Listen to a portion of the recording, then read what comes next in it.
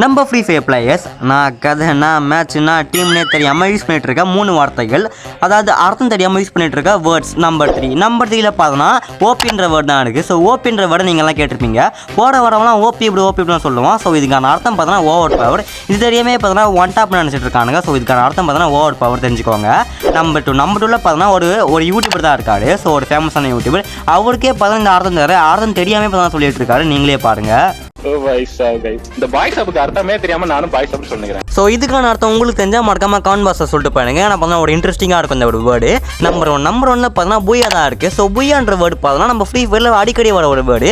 So இந்த ஒரு வேர்டுக்கு பார்த்தோன்னா அர்த்தம் தெரியல. கூகுளில் போய் போட்டு பார்த்தா அது புய்யா தான் வருது தமிழில். ஸோ அடுத்து பார்த்தோன்னா உங்களுக்கு எதனா பார்த்தோன்னா யூஸ் பண்ணலாம். அதாவது பார்த்தோன்னா மீனிங் தெரியாத, அர்த்தங்கள் தெரியாத. ரெண்டும் ஒன்று தான்டா, சொன்னதே சொல்லிட்டு இருக்க. ஸோ உங்களுக்கு எதாவது தெரிஞ்சால் கமெண்ட் பாக்ஸில் கமெண்ட் பண்ணிட்டு போங்க.